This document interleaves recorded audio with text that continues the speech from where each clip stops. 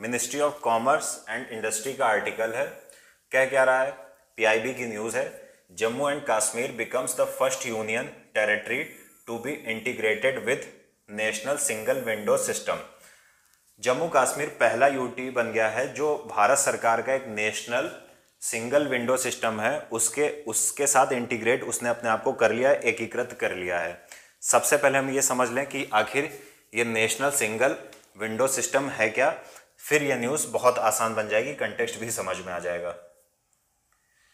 देखिए, सबसे पहले ये समझ लेते हैं कि कंटेक्स्ट तो क्या है कि Jammu Kashmir became the first UT to be onboarded the national single window system. अब चलिए समझ लेते हैं कि हम भारत सरकार का ये नेशनल सिंगल विंडो सिस्टम है क्या। ये इकोनॉमी के अंतर्गत आएगा, तो जो हमारी ये वाली न्यूज़ है ये इंडियन इकोनॉमी से संबंधित है। देखिए, सबसे पहले ये समझते हैं कि नेशनल सिंगल विंडो सिस्टम है क्या। इसको लॉन्च किया गया था 2021 में, सितंबर 2021 में। किस मिनिस्ट्री के अंतर्गत आती है? Ministry of commerce and industry के अंतर्गत आती है, याद रखना। अब देखो ये है क्या। देखिए, इस न्यूज़ को डिस्कस करने से पहले मैं 3-4 लाइन आपसे बोलना चाहूँगा। पहली चीज़, भारत में अगर मान लो कोई बिजनेस करने कोई भारतीय व्यक्ति या कोई फॉरेनर आए तो सबसे बड़ी समस्या क्या होती है कि उसको बहुत सारे अप्रूवल लेने पड़ते हैं, बहुत सारे डिपार्टमेंट के पास दौड़ दौड़ के। आपको कोई बिजनेस शुरू करने के लिए भारत में बहुत सारे अनुमोदन या अप्रूवल सरकार के बहुत सारे डिपार्टमेंट से प्राप्त करने होते हैं। इसलिए भारत में इन्वेस्टमेंट कम आता है। फॉरेनर भारत में इन्वेस्टमेंट करने में हिचकिचाते हैं। क्यों हिचकिचाते हैं? क्योंकि उनको लगता है यार किसी और देश में चलो, चाइना में चल दो, आसानी से सब कुछ हो जाएगा। भारत में इस डिपार्टमेंट में उस डिपार्टमेंट में घूमते रहो साल भर। इस समस्या को मोदी जी ने बेहतर ढंग से समझा, क्योंकि मोदी जी लगातार भारत में इन्वेस्टमेंट करने को बढ़ावा दे रहे हैं, साथ ही साथ make in India, startup India जैसी योजनाएं भी लॉन्च कर चुके हैं। अब समझते हैं कि ये न्यूज़ क्या है। देखिए, ये न्यूज़ क्या है, कह रहा है कि a one stop digital platform, एक डिजिटल प्लेटफॉर्म है ये। वन स्टॉप यानी ये एक ही डिजिटल प्लेटफॉर्म है। आगे देखते हैं क्या कह रहा है। Aims at allowing investor to apply for various pre operations approvals.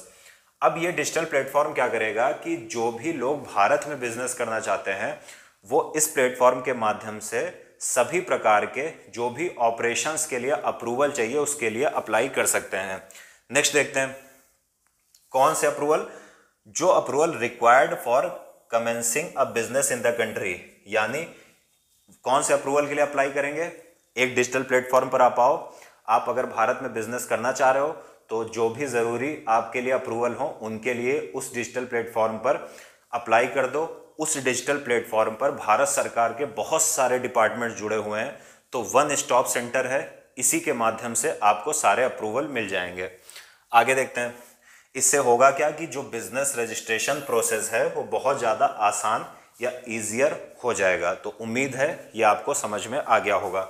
आगे देखते हैं, अब इसका सिग्निफिकेंस क्या है। सिग्निफिकेंस क्या है? One stop shop for state and central government compliances.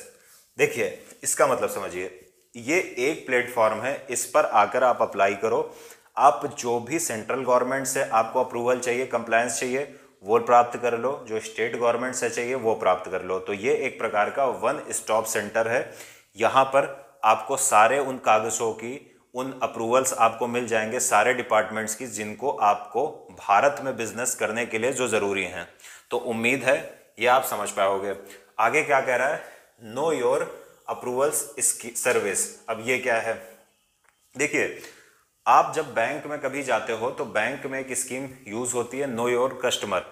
उसी की तर्ज पर ये भी है। अब ये क्या कह रहे हैं, ये देखिए, इस स्कीम का सबसे बड़ा महत्व, इसमें एक इंपॉर्टेंट कंपोनेंट क्या है? Know your approval service. इसका मतलब क्या हुआ? To inform businesses of the details of all the approval. देखिए, इसका मतलब क्या हुआ? इस यानी नो योर अप्रूवल सर्विस के अंतर्गत क्या होगा, इस प्लेटफॉर्म पर जब आपको आओगे तो आपको पता चल जाएगा कि इस बिजनेस को करने के लिए आपको कितने अप्रूवल लेने हैं।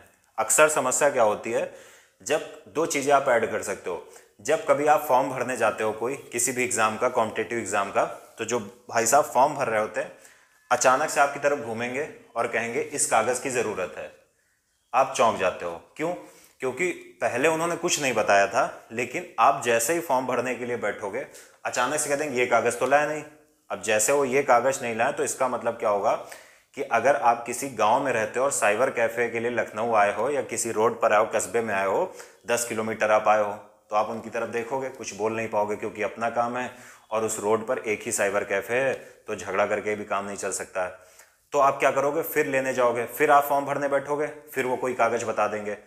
अब सेम वैसे ही होता है किसी बिजनेस को शुरू करने में। कैसे? जैसे कभी कभी ऐसा होता है कि कोई भारत में अपना बिजनेस शुरू करना चाहता है तो उसके सामने सबसे बड़ी समस्या आती है, कुछ अप्रूवल उसने ले लिए। जैसे उसने बिजनेस शुरू किए, सरकारी आदमी आ गए, उन्होंने कहा कि भाई साहब आपने ये वाला तो अप्रूवल लिया ही नहीं। तो व्यक्ति परेशान हो जाता है कि भाई एक साथ बताओ कौन कौन से अप्रूवल लेने हैं। तो basically no your approval service का मतलब क्या हुआ कि जो भी बिजनेस आप करने जा रहे हो उस बिजनेस से रिलेटेड सारे अप्रूवल आपको मिल जाएंगे इस प्लेटफॉर्म पर आके। यानी उस बिजनेस के लिए कौन कौन से अप्रूवल्स की ज़रूरत है वो यहाँ पर आपको पता चल जाएगा। फिर आप सारे अप्रूवल आराम से ले लो। बाद में कोई आकर ये नहीं कहेगा कि अरे वो वाला कागज़ तो है ही नहीं। तो ये समझना। अब आगे क्या कह रहा है, इसका सिग्निफिकेंस, इससे मेक इन इंडिया को बढ़ावा मिलेगा, स्टार्टअप इंडिया को बढ़ावा मिलेगा, और जो भारत सरकार की PLI या प्रोडक्शन लिंक्ड इंसेंटिव स्कीम है उसको भी बढ़ावा मिलेगा। क्योंकि जब इतना आसान मामला हो जाएगा बिजनेस शुरू करना तो भारत में लोग आकर बहुत सारा प्रोडक्शन करेंगे। स्टार्टअप इंडिया के माध्यम से बहुत सारे स्टार्टअप शुरू होंगे। जो प्रोडक्शन लिंक्ड इंसेंटिव स्कीम के माध्यम से प्रोडक्शन को बढ़ावा मिलेगा तो बेसिकली इससे इन्वेस्टमेंट बढ़ेगा, इससे एम्प्लॉयमेंट बढ़ेगा, इससे GDP बढ़ेगी। तो उम्मीद है आप समझ पाओगे ये न्यूज़।